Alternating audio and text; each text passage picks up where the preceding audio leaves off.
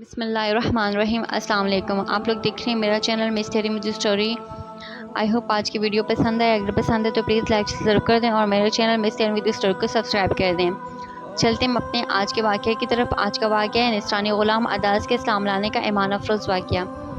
ابو طالب اور سیدہ خدیجہ رضی اللہ تعالیٰ عنہا دونوں کی وفات کے بعد حضرت صلی اللہ علیہ وآلہ وسلم تبلیغ کی غرض سے طائف تشریف لے آئے۔ طائف برونق شہر ہے اور موسم کے لحاظ سے عرب کا شملہ سمجھا جاتا ہے۔ مکہ معظمہ سے مغرب کی طرف چند میل پر واقع ہے۔ یہاں حضرت صلی اللہ علیہ وسلم کو ایسے لوگوں سے ضابطہ پڑا جو ظلم و سرکشی میں مکے والوں سے بڑے تھے۔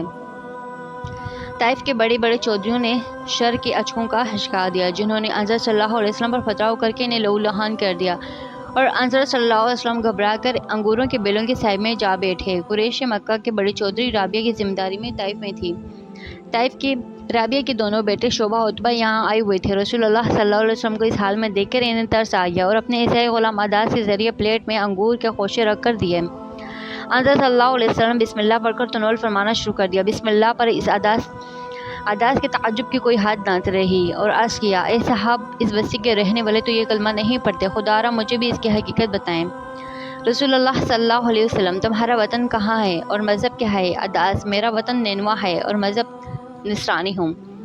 رسول اللہ صلی اللہ علیہ وآلہ وسلم، وہی نینوا جہاں ایک مرد صالحین یونس بن متی پیدا ہوئے۔ یونس بن متی بھی اللہ کے رسول تھے۔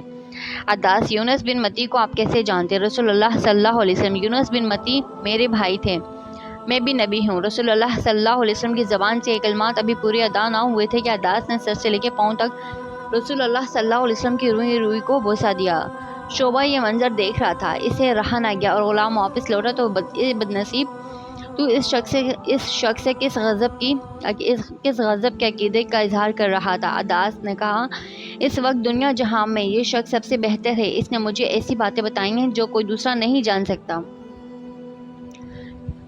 شعبہ نے کہا، ارے تیرا دین اس کے دین سے بدتر جہاں بہتر ہے، اس کے دین میں نہ چلے جانا۔ اور ایسے ہی ہوا۔ عداس رضی اللہ تعالیٰ عنہ مسلمان ہو گئے۔ جب شعبہ اور عتبہ جنگ بدر کے لیے نکلے تو عداس رضی اللہ تعالیٰ عنہ سے باہر سنبیہ الودیس کے نام کے ٹیلے پر بیٹھے ہوئے تھے۔ شعبہ اور عتبہ ادھر سے ہی گزرے تو عداس رضی اللہ تعالیٰ عنہ نے رو کر کہا، وہ شخص واقعی رسول ہے، آپ کا آگے قدم اٹھانا خود کو مقتل میں لے جانا ہے۔ مگر شعبہ اور عتبہ کی تقدیر میں اپنے سرغنہ ابو جہل ہم بغل ہو کر بدر کے اندھے کنویں کی نجاست موت درج تھی، اور عداس رضی اللہ تعالیٰ عنہ کے مقدر میں بدر کی شہادت کا عروج، اور ایسا ہی ہوا۔ امید کرتی ہوں میری آج کی ویڈیو آپ کو پسند آئے، اور اگر پسند آئے تو پلیز لائک شیئر ضرور کر دیں اور میرے چینل مسٹری مجھے اسٹوری کو سبسکرائب کر دیں۔ ملتے ہیں نیکسٹ ویڈیو میں، تب تک کے لیے اجازت دیں۔ اللہ حافظ، جزاک اللہ۔